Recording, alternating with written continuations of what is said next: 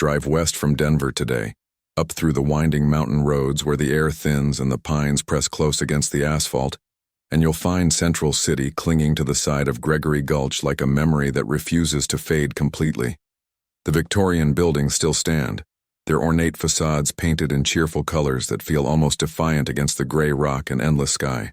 Tourists wander through on summer weekends, drawn by the promise of Old West authenticity and the jingle of slot machines that now fill the historic saloons. But walk the side streets when the crowds thin, and you'll see what's really here. Empty storefronts with soap-streaked windows, wooden boardwalks sagging into the earth, mine shafts sealed with rusted gates and warning signs about toxic runoff. This is a city that once called itself the richest square mile on earth, a place where gold poured from the mountains in quantities that made men weep, and where fortunes were made before breakfast and lost before dinner. In 1860, barely a year after the first strike, Central City had opera houses and newspapers, breweries and banks, mansions with crystal chandeliers hauled across 1,000 miles of prairie by ox team. It was supposed to be permanent. It was supposed to be the future. Instead, it became a lesson in how quickly permanence can dissolve when the thing that made you rich runs out or becomes too expensive to extract. Today, Central City exists in a strange limbo between preservation and decay, between authentic history and casino tourism, between the toxic legacy of its mining past and the desperate need for economic survival in the present. The mountains around it are still scarred with tailings piles that leach heavy metals into the watershed. The ground beneath it is honeycomb with tunnels that occasionally collapse, taking houses and roads with them. How does a city that once shipped millions of dollars in gold dust to the mint in Denver end up dependent on slot machines and tour buses? What happens to a place built entirely on extraction when there's nothing left to extract? And what does Central City's rise and fall tell us about the American relationship with wealth, labor, and the land itself? If you enjoy deep investigations into America's forgotten cities, ghost towns, and lost empires, please like, subscribe, and tell me in the comments which place to explore next. Your support makes these detailed stories possible. In the spring of 1859, America was a nation obsessed with gold. The California rush had peaked a decade earlier, but the fever had never really broken. Thousands of men who'd missed the first wave were desperate for a second chance, scanning newspapers for any rumor of new strikes, any whisper of easy wealth waiting to be claimed. The economy was still recovering from the panic of 1857, a financial collapse that had wiped out savings and shuttered businesses across the country. People needed hope, and in 19th century America, hope often took the shape of precious metal gleaming in a pan. The Pikes Peak region of what would become Colorado Territory was mostly known as a place you passed through on the way to somewhere else. The plains were vast and brutal. The mountains were beautiful and indifferent. Native peoples, primarily Cheyenne and Arapaho, had watched with growing alarm as wagon trains multiplied on the trails, bringing disease and disruption and an insatiable appetite for land. Treaties meant nothing when there was money to be made. Then came John H. Gregory, a Georgia prospector with experience in the California fields and an intuition for reading geology.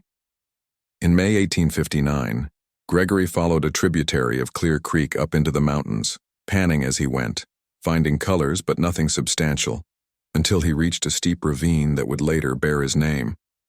What he found there changed everything. Gold, not just flakes, but quantities rich enough to suggest a major lode. Gregory didn't shout it from the mountaintops immediately. He quietly staked claims, brought in a few trusted partners, and began working the ground in secret. But secrets don't last in mining camps. Within weeks, word had leaked. Within months, thousands of people were pouring into the gulch, staking claims, pitching tents, throwing up rough cabins. They called the settlement that formed around Gregory's discovery Central City, not because it was central to anything yet, but because they believed it would be. This would be the hub, the capital, the place where wealth concentrated before flowing outward to the rest of the world.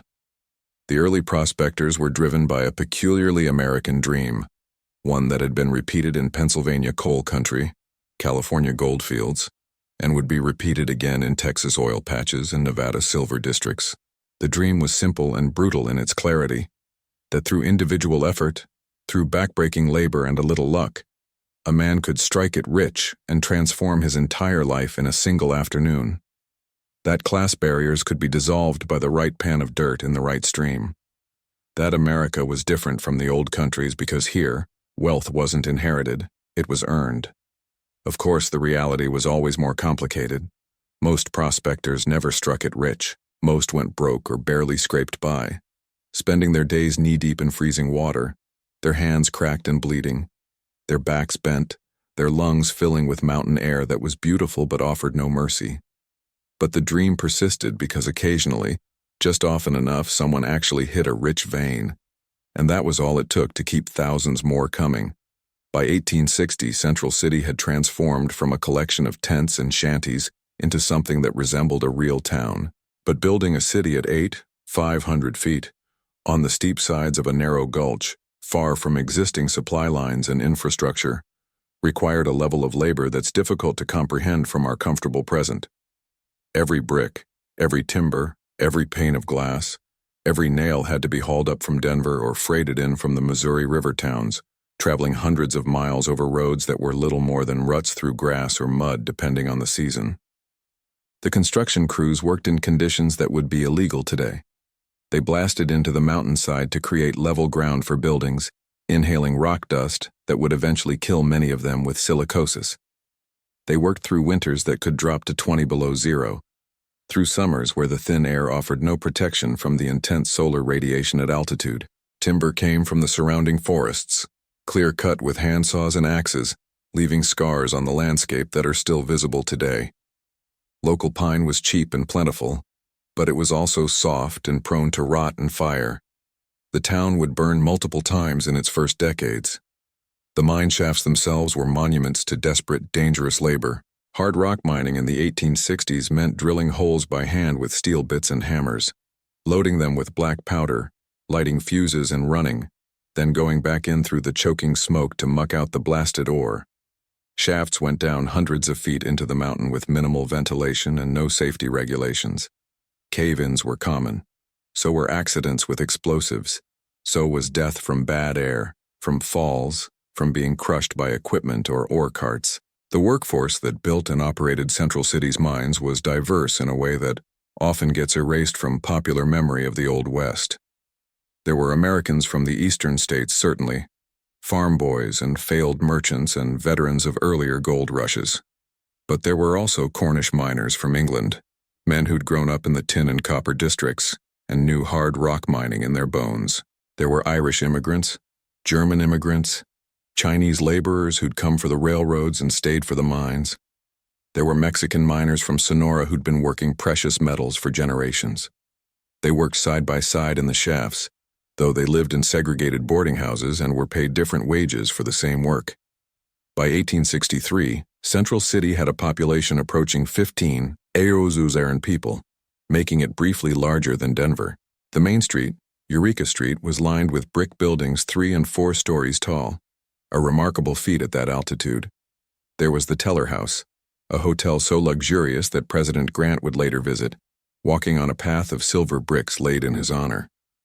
There was the Central City Opera House built in 1878, importing timber from Chicago and stone from local quarries, a temple to culture in a city built on rock and gold dust. There were restaurants serving oysters freighted in on ice, clothing stores selling the latest fashions from New York and Paris, jewelers, assayers, attorneys, doctors, brothels, gambling halls, and 20 saloons within 3 blocks. The wealth flowing out of the ground was staggering. Estimates vary, but in the peak years of the 1860s and early 1870s, Central City and the surrounding district were producing somewhere between $5 and $10 million in gold annually. In 1874 dollars, that was an extraordinary sum. Adjusted for inflation, it would be well over $100 million today. Some individual mines, like the Bobtail and the Gregory, were yielding thousands of dollars per day. But wealth has a way of concentrating at the top. The prospectors who actually found the gold often sold their claims quickly for cash, needing immediate money for food and supplies. The claims then passed into the hands of investors and mining companies who had the capital to buy steam-powered equipment, to sink deeper shafts, to build stamp mills to crush the ore, Men like Henry Teller, who would become a U.S. Senator, and Jerome Chaffee, who would become one of Colorado's first senators after statehood, built fortunes not by swinging pickaxes, but by controlling the means of extraction. The stamp mills alone were engineering marvels and environmental disasters in equal measure. They used massive iron hammers, powered by steam engines or water wheels, to pulverize ore into fine powder so the gold could be separated out using mercury amalgamation. The noise was deafening, a constant metallic thunder that echoed through the gulch 24 hours a day. The mills produced enormous quantities of tailings, the waste rock mixed with mercury and other chemicals which were simply dumped into the creeks. Clear Creek, which had once run clean enough to drink from, turned gray with mine waste. Fish died. Downstream communities complained, but there was no regulation, no cleanup, no accountability. For a brief moment in the late 1860s and early 1870s, Central City seemed like it would last forever. The mines were still producing. The population had stabilized around 5,000 permanent residents, enough to support a real community with schools and churches and civic institutions. The Opera House hosted touring companies from New York and San Francisco. The Teller House was booked months in advance. There was talk of becoming the territorial capital, though Denver would ultimately win that battle. Life in Central City during these years depended entirely on which side of the economic divide you occupied. For the mine owners and successful merchants, life could be remarkably comfortable despite the remote location. Their homes were furnished with imported furniture and heated by coal stoves that were expensive but effective. Their wives wore silk dresses and threw dinner parties with multiple courses. Their children attended private schools or were sent east to boarding schools. They belonged to fraternal organizations and literary societies. They convinced themselves that they were building something permanent, a mountain kingdom of culture and refinement. For the miners and mill workers, life was something else entirely. A typical miner worked 10-hour shifts underground for $3 to $4 a day. Good wages for the time, but barely enough to cover the inflated costs of living at altitude where everything had to be hauled in. Housing was scarce and expensive.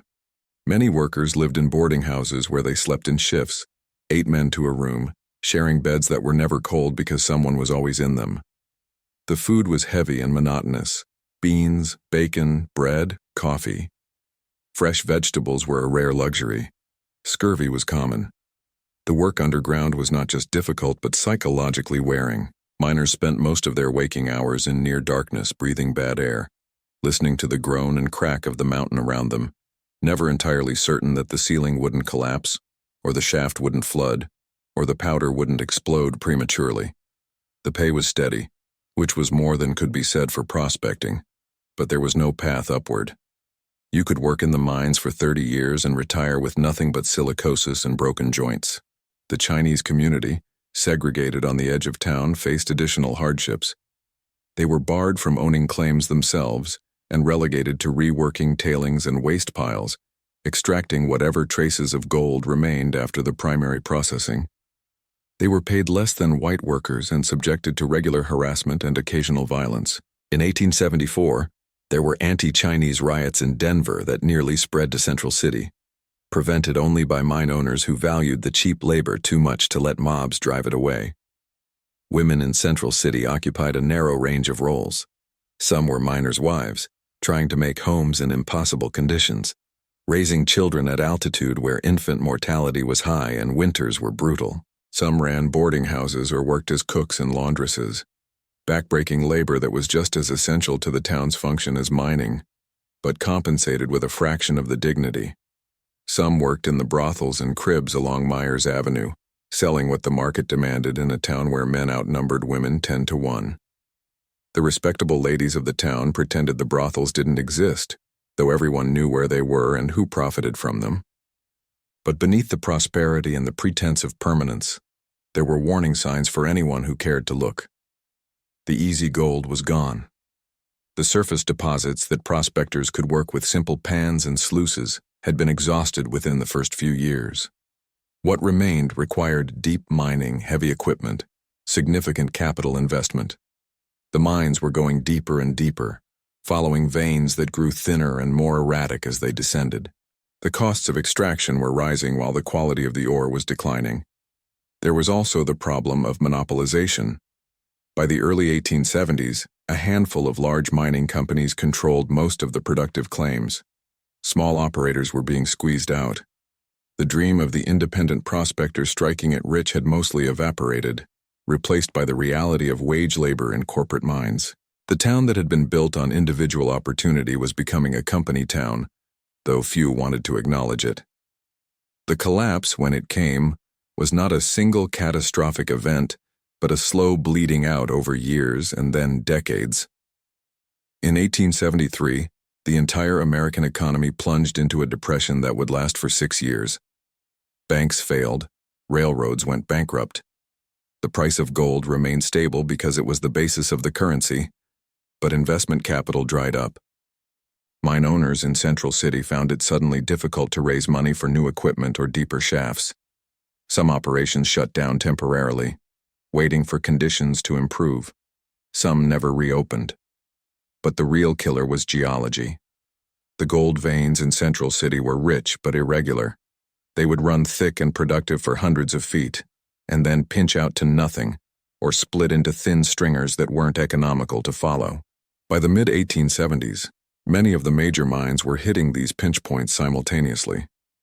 The Bobtail, once one of the most productive mines in the district, saw its output drop by 70% between 1873 and 1876.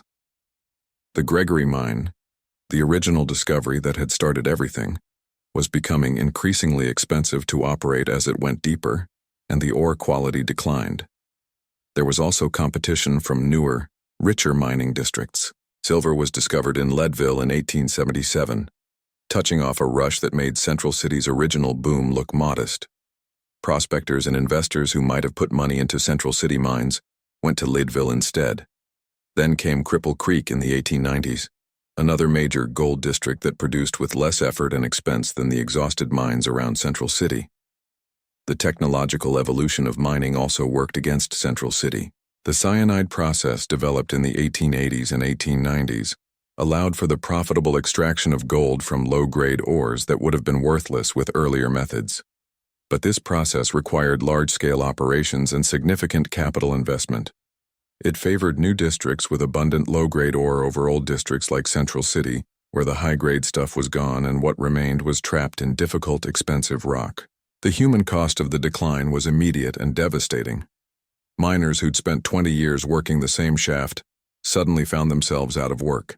Families who'd built homes and put down roots had to make impossible choices. Stay in a dying town with no prospects or abandon everything and start over somewhere else. Many chose to leave. The population began to drop. By 1880, Central City had fallen to around 3,000 residents. By 1890, it was under 2,000. The businesses that depended on the miners' wages collapsed in a cascade. Saloons closed, stores shuttered. The Opera House, which had seemed like such a symbol of permanence and culture, struggled to book acts because there weren't enough people left to fill the seats. The Teller House remained open but was increasingly empty, its elegant rooms haunted by the ghosts of the boom years. Some families held on, convinced the mines would revive.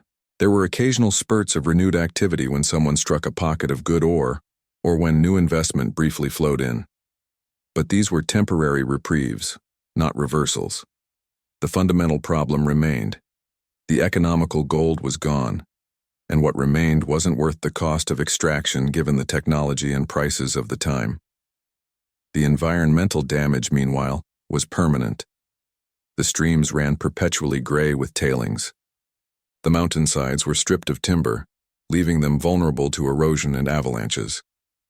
The earth itself was unstable, riddled with tunnels and shafts, many of them inadequately mapped or completely forgotten. Houses would occasionally tilt as the ground beneath them subsided into old workings. Roads cracked and buckled. By 1900, Central City was well on its way to becoming a ghost town. The population had dropped below 1,000. Entire blocks stood empty, windows broken, roofs collapsing under the weight of snow. The mine shafts filled with water. The mills fell silent. Nature began the slow process of reclamation, with weeds pushing through boardwalks and saplings taking root in old tailings piles. But Central City never quite died completely, and this turned out to be both a blessing and a complication. Some families stayed because they had nowhere else to go, or because they genuinely loved the place despite its hardships. Some stayed because they owned property that was worthless on the open market, but provided shelter. A handful of mines continued to operate on a small scale, not making anyone rich but providing enough employment to keep a few dozen families going. Then, in the early 20th century, something interesting happened. As the Old West receded into memory and myth, people began to feel nostalgic for it. Central City, with its Victorian architecture largely intact because no one had money to tear it down and rebuild, became attractive to preservationists and tourists. The Opera House, which had closed in 1927, was restored and reopened in 1932, becoming a summer destination for opera lovers and history enthusiasts. The town began to market itself as a living museum, a place where you could walk the same streets and enter the same buildings that gold rush miners had known. This created a tension that persists to the present day. On one hand, historic preservation brought money and attention to Central City. It employed people as tour guides, hotel staff, restaurant workers. It gave the town a reason to exist beyond mining. On the other hand, it reduced a complex, often brutal history to a sanitized tourist attraction. The stories told to visitors emphasized rugged individualism and Old West romance, while glossing over the labor exploitation, environmental destruction, and racial segregation that had been central to the town's actual functioning. There were also conflicts over who controlled the narrative and who profited from it. Some old-line families, descendants of the original miners and merchants, wanted preservation to honor their ancestors and maintain the town as they remembered it. Outsiders who bought up cheap properties saw opportunities for development and commercialization. The federal and state governments, which had largely ignored Central City during its decline, suddenly took interest once historic preservation became fashionable, creating new regulations about what could and couldn't be done with historic buildings. In the 1990s, Colorado legalized limited stakes gambling in 3 historic mining towns, Central City, Black Hawk, and Cripple Creek. The rationale was that gambling revenues would fund preservation and provide economic revival. The reality was more complicated. Casinos moved in, buying up historic buildings and converting them into gaming halls. The slot machines brought jobs and tax revenue, certainly, but they also changed the character of the town in ways that troubled many residents. Historic facades were maintained, but interiors were gutted. The tourists who came were less interested in history than in gambling. The town became louder, more crowded, more commercial. The casinos also created a 2-tiered economy. Some businesses thrived on the gambling boom. Others, particularly small local shops that couldn't compete with casino restaurants and hotels, went under. Property values and rents increased, pushing out long-time residents who couldn't afford the new prices. The town became more prosperous in aggregate but less authentic in character, a theme park version of itself. Walk through Central City today, and you're navigating multiple layers of history and multiple competing visions of what the town should be. The Victorian buildings are still there, maintained by a combination of casino money, historic preservation grants, and private investment. The Opera House still hosts performances every summer. You can tour the old mines, though they're carefully controlled environments with safety measures that would have been unimaginable to the original miners. But you're also walking through an environmental disaster zone that's still being managed and mitigated, more than a century after the mining boom ended. The Environmental Protection Agency has designated parts of the area as Superfund sites due to heavy metal contamination in the soil and water. The old mines continue to leach arsenic, lead, and cadmium into Clear Creek. Efforts to treat and contain the pollution are ongoing and expensive, funded by a combination of federal money and settlements with mining companies, most of which have long since dissolved or restructured beyond meaningful accountability. The population of Central City today hovers around 700 permanent residents, a fraction of its boom time peak. Many of the people who work in the casinos live in Black Hawk or commute from larger towns because housing in Central City is scarce and expensive. The town has an aging population, with few young families choosing to put down roots in a place with limited schools, minimal services, and an economy entirely dependent on gambling tourism. There's also the physical fragility of the place. The ground is still unstable from old mining tunnels. New construction requires extensive geotechnical surveys to make sure you're not building on top of an unmapped shaft. The water infrastructure is complicated by the fact that much of the groundwater is contaminated and requires treatment. The winter weather remains brutal, and climate change is making it more unpredictable, with heavier snows some years and dangerous thaws others. Politically, Central City exists in a state of tension between preservation and development, between honoring the past and adapting to the present. There are factions that want to limit casino expansion and focus on heritage tourism. There are factions that want to expand gambling to attract more visitors and generate more revenue. There are environmental groups that want more aggressive cleanup of mining contamination. There are property rights advocates who resist any additional regulations. The state government wants the tax revenue from gambling, but doesn't want to fully fund the infrastructure and social services the town needs. The town also grapples with how to tell its own story honestly. For decades, the narrative presented to tourists emphasized pioneer spirit and individual achievement, the romance of the gold rush. In recent years, there's been more acknowledgement of the darker aspects, the displacement of native peoples, the exploitation of immigrant labor, the environmental destruction, the cycles of boom and bust that enriched a few while leaving many broke or dead. But this reckoning is incomplete and contested, with some residents feeling that too much focus on the negative aspects of history undermines the town's appeal and their own family legacies. Central City's rise and fall is not an isolated story. It's a pattern that repeats throughout American history with almost mechanical regularity. A resource is discovered. Capital rushes in. A settlement forms. Wealth is extracted rapidly, with minimal regard for long-term sustainability or worker welfare. A small number of people make fortunes. A larger number of people make a living. An even larger number barely scrape by or go broke entirely. The resource depletes or prices change or technology shifts, and the whole structure collapses, leaving behind damaged land, abandoned infrastructure, and communities that must reinvent themselves or die.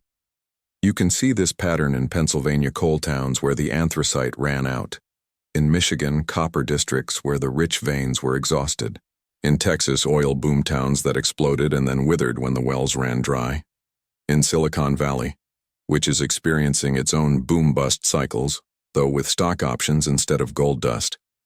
The specifics change, but the underlying dynamics remain remarkably consistent.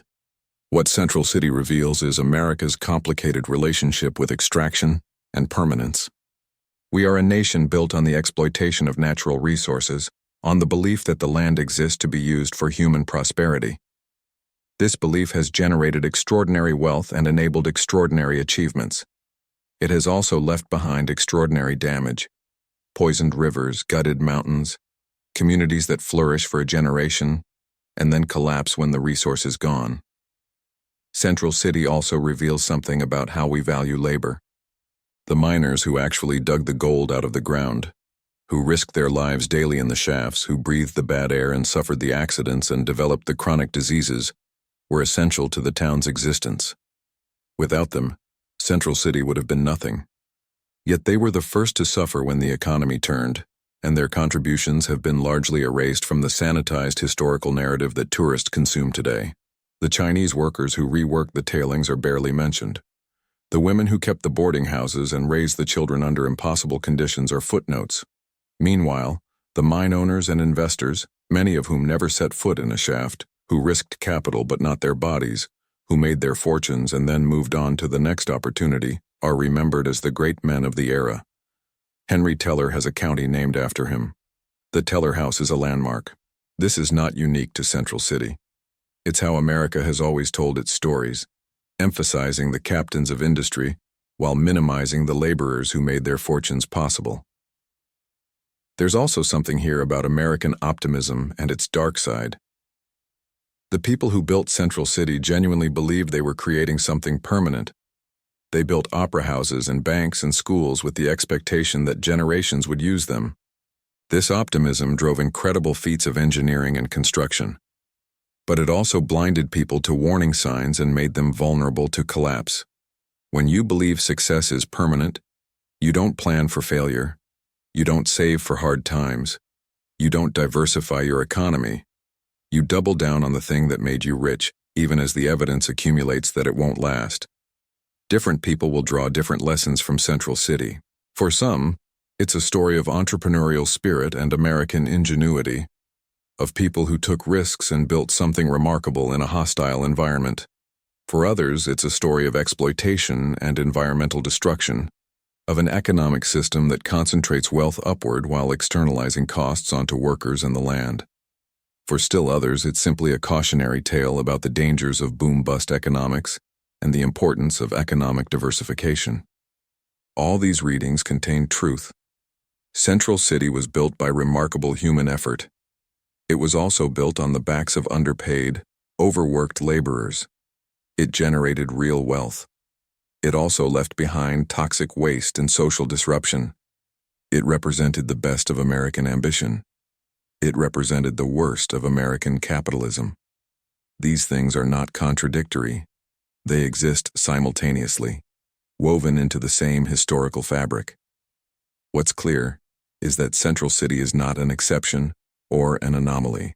It's part of a larger pattern of how America has developed, how we've approached natural resources and land use and labor and community. We've been having the same boom-bust cycle for 200 years, and we still haven't figured out how to break it, or whether we even want to. Because the boom is so intoxicating, so full of possibility and promise, that we're willing to tolerate the bust, to accept the abandoned towns and damaged landscapes and broken communities as the price of progress. Stand today where John Gregory first panned that fateful sample in 1859, and you'll hear the wind moving through pine trees that have grown up since the forests were clear-cut. You'll see tailings piles covered with sparse vegetation that still struggles in the contaminated soil. You'll notice the mine portals sealed with concrete and steel, keeping people out and contaminated water in, or at least attempting to. If you're there in winter, the silence is profound, broken only by your own breathing and the occasional crack of ice expanding in stone. This silence is not peaceful. It's the silence of exhaustion, of a landscape that has been used up and is only slowly, painfully recovering. It's the silence of history that most people choose not to hear, of stories that complicate the simple narratives we prefer. It's the silence of thousands of people whose names were never recorded, who worked and suffered and sometimes died in these mountains, who believed they were building their own futures, but were actually building someone else's fortune. Central City survives, after a fashion. People live there. Businesses operate. The casinos are busy on weekends. The opera house draws crowds every summer. But it survives as something fundamentally different from what it was, as a performance of its own past rather than a living community with a diverse, sustainable economy.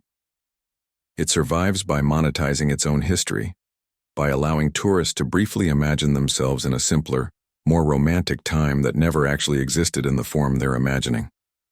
The gold is still down there. Technically, there are probably millions of dollars worth of gold still trapped in the rock beneath Central City, but the cost of extracting it, in both economic and environmental terms, exceeds the value of the metal itself, and so it stays in the ground, and the town built to extract it adapts, evolves, struggles, survives. The question is not whether Central City will continue to exist. It will. The question is what it will be and what it will remember about itself and what lessons, if any, we'll draw from its long, complicated history. Places like Central City are not just ruins or tourist attractions or Superfund sites. They're questions we keep asking ourselves and rarely answer honestly. What do we owe to the land we extract from? What do we owe to the workers who do the extraction? What do we owe to communities built around resources that won't last forever? How do we balance the need for economic development with the need for environmental protection? How do we remember our history without sanitizing it into uselessness or weaponizing it for present political purposes? Central City doesn't provide easy answers to these questions, but it asks them in a way that's impossible to ignore if you're paying attention. And maybe that's enough. Maybe the value of places like this is not in the gold they once produced or the tax revenue they now generate, but in their ability to make us think about who we are and what we value and what kind of country we're building, one boomtown at a time. If you'd like to see more stories like this, please like the video, subscribe to Forgotten America Stories, and tell me in the comments which forgotten city or abandoned empire I should explore next. These deep investigations take time and research, and your support makes them possible. Until next time, keep asking the hard questions about the places we've been and where we're going.